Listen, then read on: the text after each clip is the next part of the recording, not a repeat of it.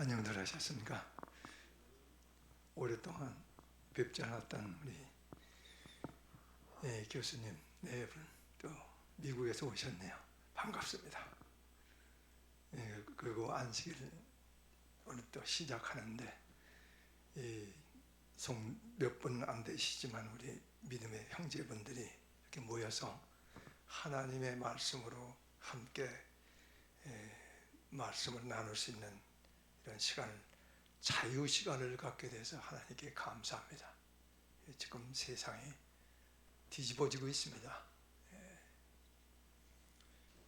전쟁이 나기도 하지만 전쟁이 안 나도 우리가 언제까지나 이렇게 자유스럽게 종교의 자유를 누리면서 예배 볼 수 있을지 모르겠습니다. 오늘 제가 무슨 말씀을 함께 나눌까 그러다가 제가 드리는 말씀은 저의 간증입니다. 제가 늘 마음에 간직하고 있었던 궁금한 것들, 그래서 성경을 보고 성경에서 대답을 찾는 대로 여러분과 함께 나누는 말씀입니다. 성경에 보면은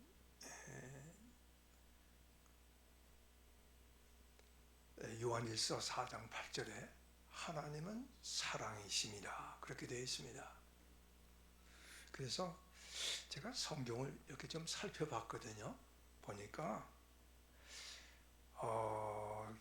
정말 하나님은 사랑이구나 하는 것이 몇 군데 이렇게 보여집니다. 그런데 어떤 거는 잘 무슨 뜻인지 잘 모르겠어요. 그래서 우선 제가 이해하고 있는 하나님은 사랑이시다 하는 측면은 어디서 봤냐면 요한복음 8장에는 가늠하다 잡혀온 여인 이야기가 나옵니다. 근데 그 말씀을 여러분들 많이 듣고 또 읽었고 그래서 다 아십니다. 그 상황이 이렇습니다. 대낮에 가늠하다 잡혀온 여인을 두고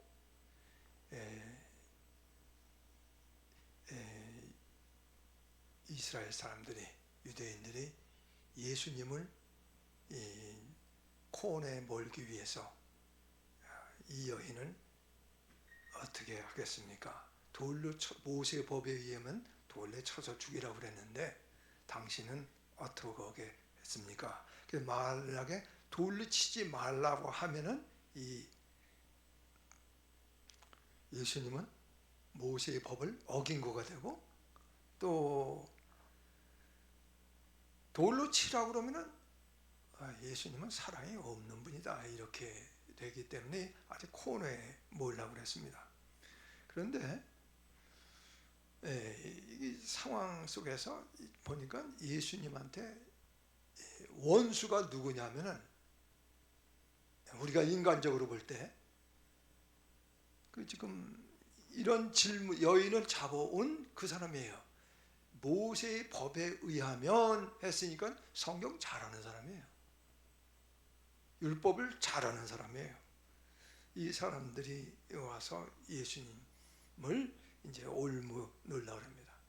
근데 제가 만약에 그런 입장에 있다고 하면, 내가 예수님의 입장에 있다면은, 만약에 내가 이 수목원 교회를 다니는데 다른 사람이 나를 올무로 엮으려고 한다면은, 혹은 내가 이 교회는 안 다니고 또 무슨 다른 지역에 있을 경우에 다른 사람이 나를 올무로 엮어서 어떻게 해서든지 감옥에 넣든가 아니면 사기꾼으로 몰든가 어떻게 해서든지 나를 올무로 몰 경우에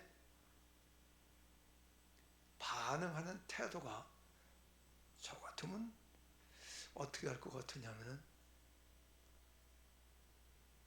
그 예수님의 이렇게 보면요, 예수님 입장에서 보면은, 야, 너 옛날에 내가 보니까 그 예수님이 이 무화과 나무 밑에서 기도하던 이 빌립을 보았습니다. 그러니까 예수님이 일거수일투족 누가 뭘 하는지 다 아세요. 다 알면서, 야, 너 그 전에 너 이런 나쁜 짓 했잖아. 너 이렇게 나쁜 짓 했잖아. 라고 말을 할 경우에 모든 사람이 다 들어요. 근데 예수님은 그것까지 다 배려해서 조용히 그 사람만 아는 죄를 손가락으로 땅에다 섰단 말이에요.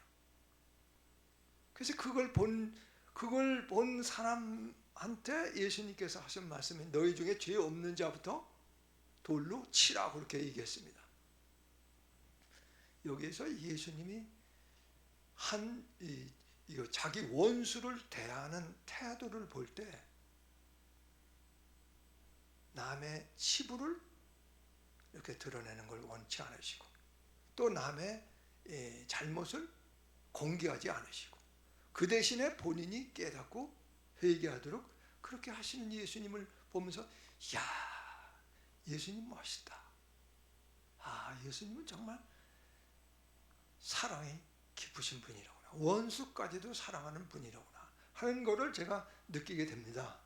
그러니까 사람은요, 이렇게 쌀쌀 맞은 사람한테는 마음이 잘 안 가요.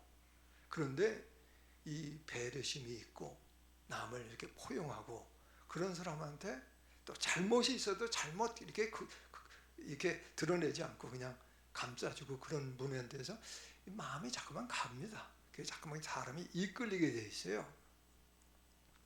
그래서 하나님은 사랑이시다 그럴 때 예수님께서 원수를 대하는 모습을 보고 아, 예수님은 정말 매력적인 분이로구나. 정말 사랑이 있으신 분이로구나 하는 것을 또 이게 성경에서 읽게 됩니다. 그런데 또 다른 부분이 있습니다. 우리가 아시다시피 베드로가 예수님의 제자인데 예수님께서 베드로에게 오늘 밤 닭 울기 전에 네가 나를 3번 부인하리라 라고 말씀하셨어요.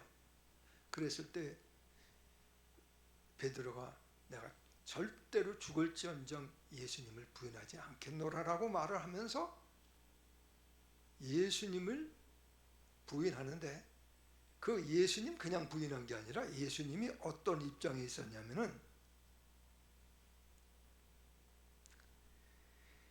얼굴에 침을 뱉으며 주먹으로 치고 혹은 손바닥으로 때린다고 대제장들이 때렸다고 마태복음 26장 67절에 나옵니다. 지금 예수님이 얼굴에 침을 당하고 그 다음에 이 주먹으로 맞고 그 다음에 손바닥으로도 누가 때릴 때 맞고 있는 그 모습 속에서 정말 자기 형제나 자기 부모나 누가 이렇게 맞았다고 할 경우에 어떻게 할까요? 대들어서 왜 때리냐고, 잘못한 것도 없는데 라고 아마 그렇게 나올지 모르겠어요. 그런데 이렇게 쭉 보니까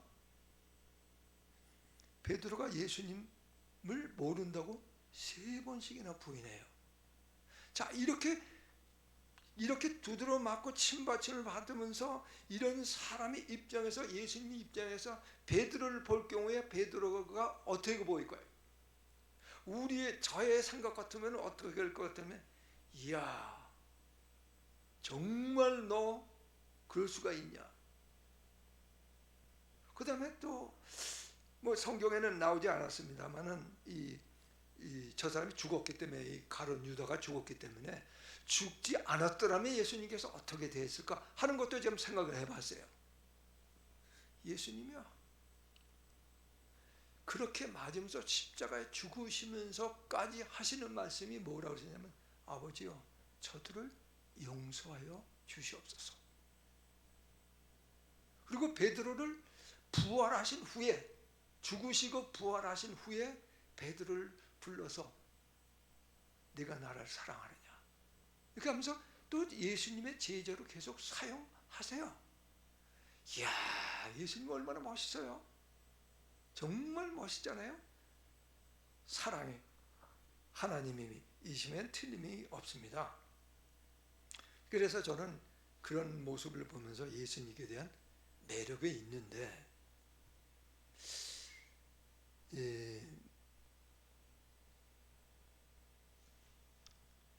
로마서 5장 8절에는 우리가 아직 죄인 되었을 때 그리스도께서 우리를 위하여 죽으심으로 하나님께서 우리에 대한 사랑을 확증하셨느니라. 제가 한번 여러분에게, 우리 모두에게 그 질문 한번 해보시자고요. 그리스도께서 우리를 위하여 죽으셨다고 하는 건 과거입니다. 그런데 하나님께서 우리에 대한, 나에 대한 사랑을 느끼고 있습니까? 하나님께서 나를 정말 사랑하고 있구나 혹은 했구나라고 느낍니까?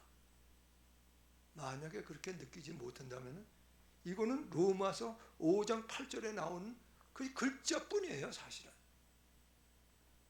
저는 이 말씀을 읽을 때마다, 그래, 우리가 죄인 되었을 때 그리스도께서 우리를 위하여, 나를 위하여 죽으셨다. 그래서 그 죽으신 것이 하나님께서 나에 대한 사랑을 확증하신 거다. 만약에 하나님, 아버지 하나님께서 나를 사랑한 것이 틀림없다. 얼만큼 틀림없냐면 이 당신의 아들 예수께서 십자가에 죽으실 만큼 나를 그렇게 사랑했다라고 한다면은, 날마다 제가 잠을 자거나 일어나거나 활동을 할 때 내 뒤에 백이 하나님이라고 하는 사실 때문에 두려울 거 없이, 심지어 제가 무덤에 간다 할지라도 두려울 거 없이 지낼 겁니다. 우리는 어떻습니까? 저는 이 말씀을 읽으면서 이 말씀이 무슨 말씀을 하는 걸까? 분명히 우리가 아직 죄인 되었을 때에 그리스도께서 우리를 위하여 죽으심으로 하나님께서 우리에게 대한 사랑을 확정하셨느니라.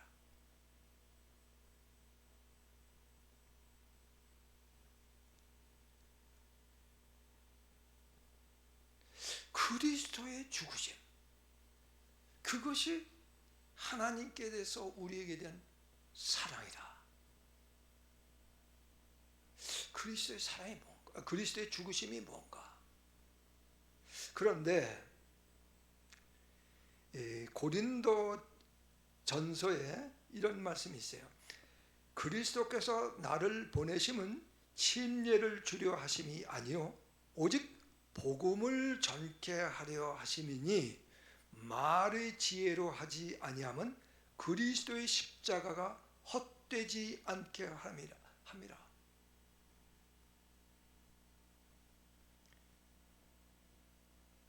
그리스도께서 나를 보내신 이유가 복음을 전하는데, 복된 소식을 전해라고 그러는데, 이 복된 소식이 그리스도의 십자가래요. 그리스도께서 죽으신 거래요. 어떻게 그리스도께서 죽으신 것이 이렇게 복된 소식이냐 이 말이에요. 그 다음에 고린도전서 1장 17절 18절에는 그리스도의 도는 멸망하는 자에게는 미련한 것이요 구원을 얻는 우리에게는 하나님의 능력이라. 십자가의 도, 이 영어로는 Message of the Cross의 십자가의 메시지가 하나님의 능력이라고 그래요.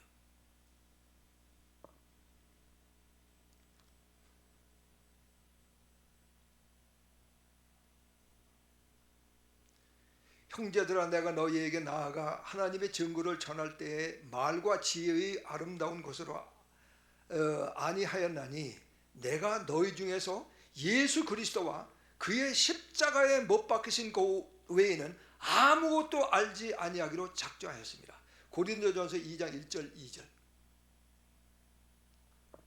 그러니까 사도 바울이 전하는 기별은 그리스도의 십자가예요. 그리스도와 그리스도의 죽으심, 이것이 복된 소식이고, 우리 모두에게 예수님께서 계시로 전하도록 하신 기별입니다.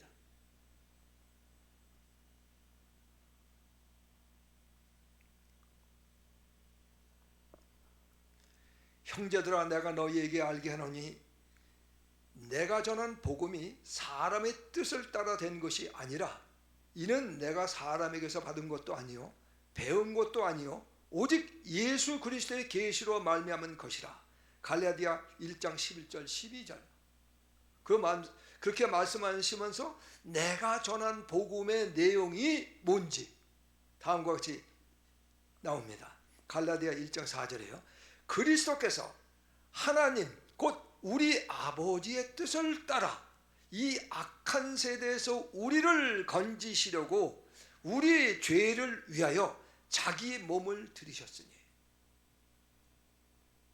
그러니까 그리스도의 십자가의 죽으심은 아버지의 뜻을 따라 이 악한 세대에서 우리를 건지시기 위함이다. 그렇게 되어 있어요. 또 이 악한 세대에서 우리를 건지신다고 하는 말의 뜻이 뭔가? 이 성경 공부하다 보면요, 모르는 게 한두 개가 아니에요. 하나님께서 예수님이 계시면 예수님한테 직접 물어보고 싶은데 예수님 안 계시니까 또 성령께 기도하게 되고 성령께서 깨우쳐 주시기를 바라는 마음으로 성경 공부하게 되고 자꾸만 기도 안 할 수가 없게 됐습니다. 성경 공부를 하다 보면. 또 갈라디아 6장 14절 그러나 내게는 우리 주 예수 그리스도의 십자가 외에 결코 자랑할 것이 없으니. 그렇게 되어 있어요. 그리스도의 십자가예요. 사도 바울 하나님의 종. 데살로니가전서 5장 10절에는 예수께서 우리를 위하여 죽으사 우리로 하여금 깨든지 자든지 자기와 함께 살게 하려 하셨느니라. 자든지 깨든지 자든지 자기와 함께 살게 하려 하셨느니라. 우리가 예수님하고 영원히 이 땅에서뿐만 아니라 영원히 하늘에서 살 수 있는 근거는 그리스도께서 우리를 위해 죽으신 거예요. 그게 뭐냔 말이에요. 그게 우리를 영원히 살게 하기 위해서 그렇게 하셨다 이렇게 되어 있습니다. 그 다음에 베드로전서 2장 24절에는 친히 나무에 달려 그 몸으로 우리 죄를 담당하셨으니. 예수님께서 우리 죄를 담당하셨다.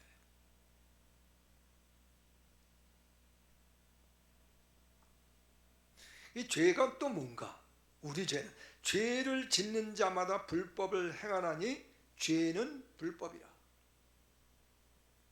불법은 하나님의 법을 어기는 거예요. 그러니까 여기에서 우리가 주목해야 될 것은 그리스도께서 하나님 곧 우리 아버지의 뜻을 따라 이 악한 세대에서 우리를 건지시려고 우리 죄를 위하여 자기 몸을 들이셨으니 그래요.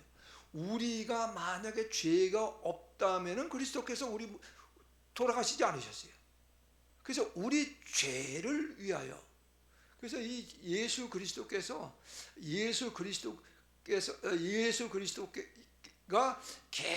모든 사람에게 기쁜 소식이 될 수 있는 것은 특별히 어떤 사람이냐면 나는 죄인이다 이런 사람이에요. 내가 죄인이다 라고 느껴지지 않는 사람은 예수의 죽음으로 나한테 기쁜 소식이 될 수가 없어요. 근데 여기에는 우리 죄를 위하여 정말 우리 죄 때문에 고민해 보신 적이 있으십니까? 혹은 고민하고 계십니까? 하나님께서는 이미 우리 죄를 용서하셨어요. 하나님 쪽에서는 이미 우리를 죄를 용서하셨어요. 하나님 쪽에서. 근데 우리는 그 용서를 받을 거냐 안 받을 거냐 그건 우리한테 달려 있어요. 우리 죄가 뭡니까?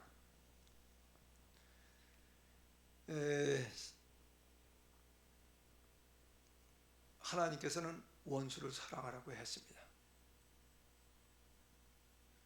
원수 사랑할 수 있습니까? 사랑하고 싶은데 안 돼요.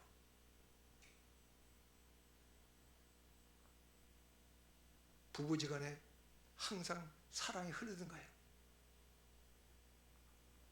어떻게 다 보면 말 실수하게 되면 언성이 높아지고, 다시는 내가 이 땅에 다시 태어나면 결혼하게 되면 이 사람하고 결혼 하겠다야 안 하겠다요? 예. 왜 그래요? 우리 마음속에 정말 사랑이 없기 때문에 그래요. 사랑이. 잘못이 있어도 잘못을 덮어주고 그것도 문제가 안 되고, 우리 그러지 않습니까?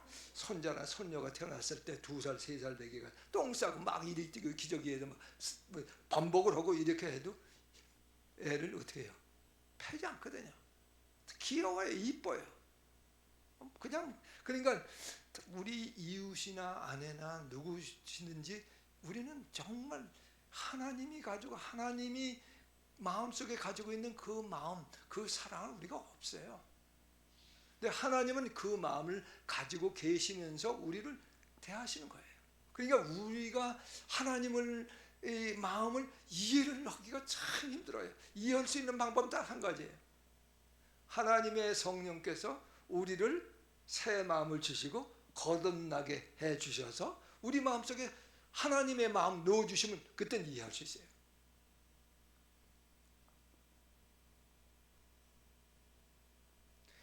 죄를 짓는 자마다 불법을 행하나니 죄는 불법이라.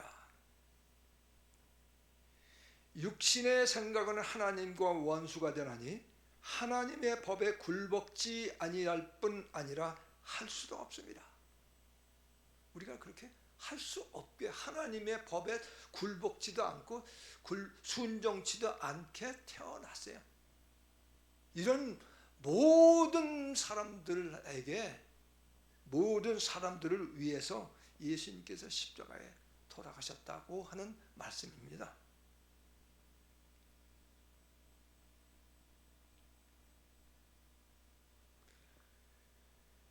하나님의 사랑이 우리에게 이렇게 나타난 바 되었으니 하나님이 자기의 독생자를 세상에 보내심은 저로 말미암아 우리를 살리려 하심이니라. 사랑은 여기 있으니 우리가 하나님을 사랑한 것이 아니요 오직 하나님이 우리를 사랑하사 우리 죄를 위하여 화목제로 그 아들을 보내셨습니다. 히브리서 9장 24절에는 그리스도께서 참 것이 그림자인 손으로 만든 성소에 들어가지 아니하시고 오직 참 하늘에 들어가사 이제 우리를 위하여 하나님 앞에 나타나시고, 그렇게 되어 있습니다. 그래서 제가 다시 말씀드립니다. 그리스도께서 십자가에 죽으신 것이 왜 우리에게 기쁜 소식인가? 왜 복음인가? 왜 하나님의 사랑인가? 그거를 알기 위해서 여기 힌트가 나와 있습니다. 예수님께서 어디에 올라가셨다고요? 하늘에 들어가셨어요. 그런데 참 것의 그림자인 손으로 만든 성소에 들어가지 아니하시고 하늘에 들어가셨다 했어요. 그 말은 성소, 이 땅에서의 성소 제도를 통하여 우리가 예수님의 행적을, 그리스도의 죽으심이 우리에게 왜 복음이고 기쁜 소식이고 하나님의 사랑인지를 엿볼 수 있다고 하는 거예요. 그래서 제가 이 성소를 좀 살펴봤습니다.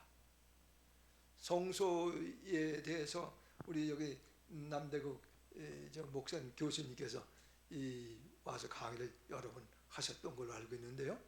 우리가 또 그 외에 우리 3.6 교육을 받으신 분들은, 또 목사님들한테 설교를 들으신 분들은 성소 교육을 아주 귀가 닳도록 다 들으셨고 아시리라고 생각합니다.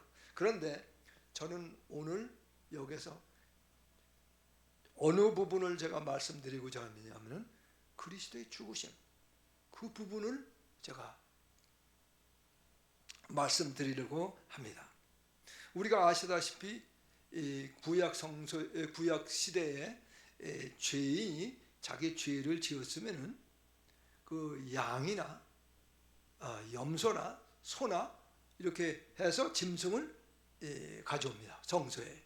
그래서 이 그 짐승의 머리 위에 손을 얹고 그 다음에 그 양을 잡은 후에 그 양의 피를 제사장이 가지고 성소 안으로 들어가는 것으로 우리가 알고 있습니다. 또 성경에도 그렇게 나와 있고요. 그런데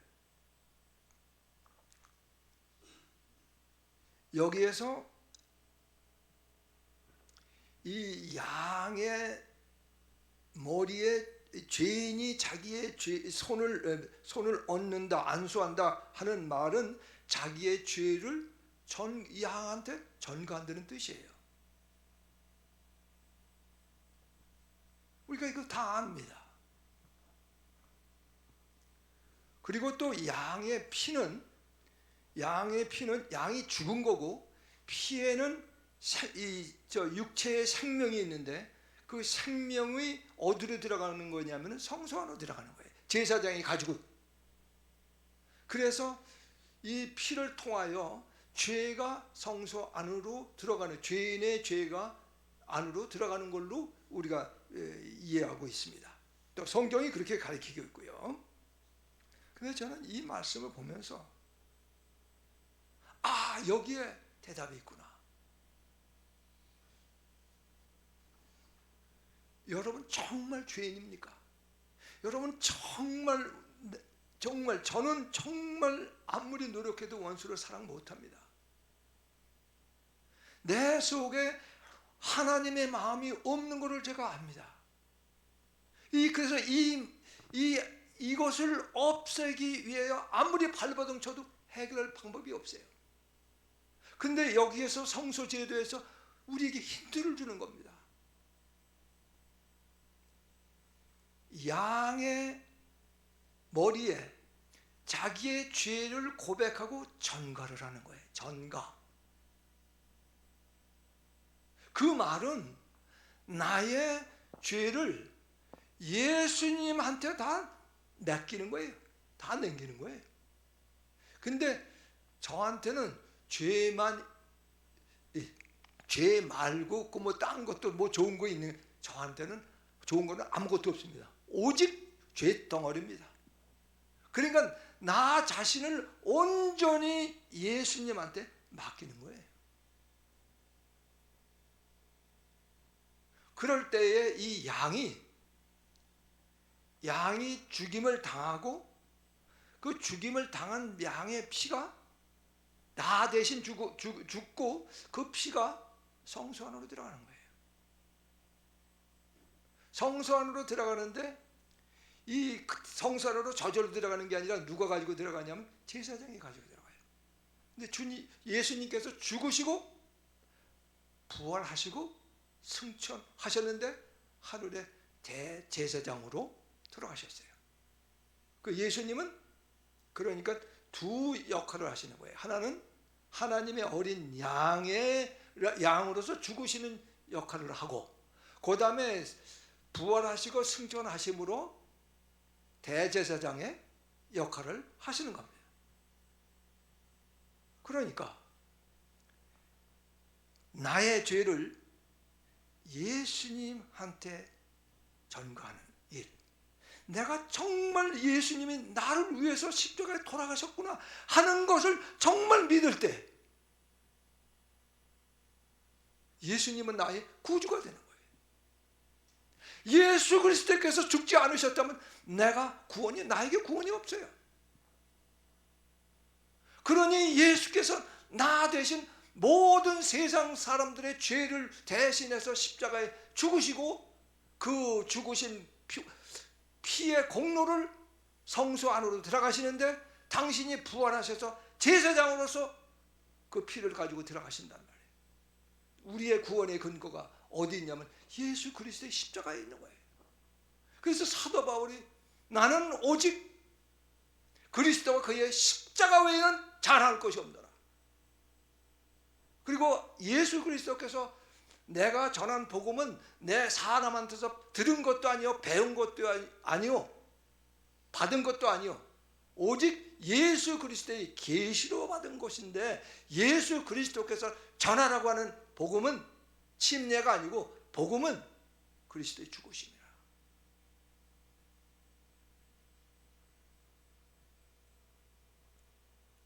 그리스도께서 우리 모두를 위해서 돌아가셨습니다. 우리 죄를 지시고 돌아가셨습니다. 예수님한테 우리의 모든 것을 맡기십시다. 예수님께서 우리의 주인이 되시고 주님 오시는 그날 우리가 구원받는 근거는 오직 예수 그리스도 뿌임을 우리가 주장하고 또 예수님을 크게 드높이는 우리 모두가 되십시다. 제가 말씀을 마치겠습니다.